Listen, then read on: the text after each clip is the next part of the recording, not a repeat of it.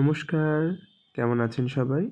বিট্টুর দিনযাপনের আরও একটি নতুন ব্লগে আপনাদের সকলকে স্বাগত জানাই।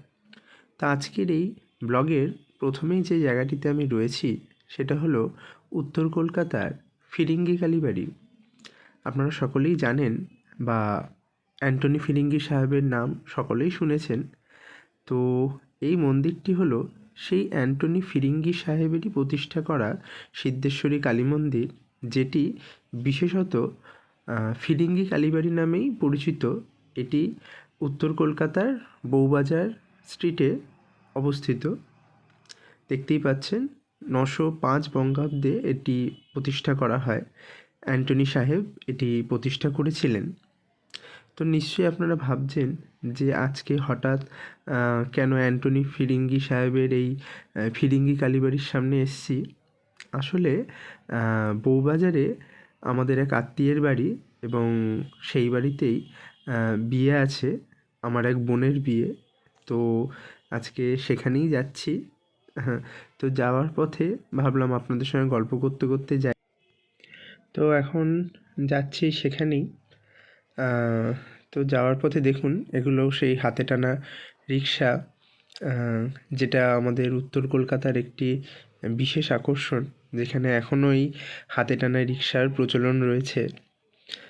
বা এই যে তেলে ভাজার দোকানের ভিড়, এগুলোই উত্তর কলকাতার একটি বিশেষ জায়গা বা বিশেষত্ব বলা চলে। তো ওদের বিয়েবাড়ি বউবাজারে, মানে আমাদের এই রিলেটিভের বাড়ি বউবাজারেই, কিন্তু আজকে ওদের বাড়িতে নয়, আমরা এখন যাব লজে। ওরা একটি লজ ভাড়া করেছে, আজকে সেখানেই সব কিছু আয়োজন করা হয়েছে। তো যাওয়ার পথে এই কালীবাড়িটি আমার খুব ভাল লাগলো। তো দাঁড়ান আপনাদের একটু সামনে থেকে দেখাই। কি মিষ্টি দেখুন ঠাকুরের মুখটা। তো যাই হোক, এখন ঢুকবো লজে, কেননা গিয়ে কিছু কেনাকাটিও করার আছে। তো চলুন যাই। তো এই যে দেখতে পাচ্ছেন যে হাতে মেহেন্দি পরে বসে আছে, এই হলো আমার সেই বোন যার বিয়ে। ওর নাম দিশা। তো ওরই বিয়ের আয়োজন চলছে। আর এখানে আমার আরও 2 বোন রয়েছে, ওদের সাথে পরে আপনাদের পরিচয় করাবো। তো এখন আমি এসছি, অনেকটাই বেলা হয়ে গেছে, আমার অনেকক্ষণ আগে আসার কথা ছিল, কিন্তু বাড়ির কিছু কাজবাজ সেরে আসতে আমারও দেরি হয়েছে। তো এখন ওদের নাচ গানের অনুষ্ঠান চলছে।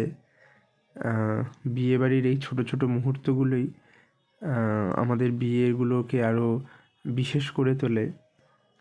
যাই হোক, এখন কিছু কাজ আছে, তাই আমাকে মামির সাথে বেরোতে হবে। কিছু কেনাকাটির বাকি আছে, সেগুলো করে এনে তারপর বিয়ের বরণডালা, শ্রী, এগুলো সব বানাতে বসতে হবে। তো চলুন এখন বেরোই। তো এই হলো মামি, এই মামিরই মেয়ের বিয়ে। তো এখন আমরা বেরিয়েছি কেনাকাটি করতে। তো কেনাকাটি করতে গিয়ে প্রথমেই যেটা আমাদের খুব দরকার ছিল, সেটা ছিল বরণডালায় সাজানোর একখানা কলা, যেটা বিজোড় সংখ্যায় প্রয়োজন এবং যেটাকে ভেঙে নেওয়া যাবে না, গোটাই রাখতে হবে বিজোড় সংখ্যায়। তো এই কলাটা খুঁজতে আমাদের অনেক টাইম লেগেছে, অনেক দোকান ঘুরে ফিরে তারপর অবশেষে একটা দোকানে পেয়েছিলাম। তো এখন দাঁড়িয়ে আছি আমরা ভীমচন্দ্র নাগের মিষ্টির দোকানের সামনে। আপনারা অনেকেই জানেন যে এটি উত্তর কলকাতার একটি খুব প্রাচীন মিষ্টি প্রতিষ্ঠান।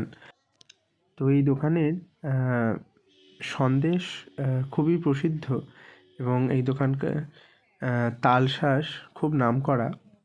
তো যাই হোক, আমাদের সব কেনাকাটি করা হয়ে গেছে, এখন চলে এসেছি। তো এখন বাজে রাত্রির প্রায় 11:30-12টা। এখন বসেছি সব কিছু গোছাতে। কুলোটা কিছুটা গোছানো হয়েছে, এখনও অনেক কিছু গোছানো বাকি।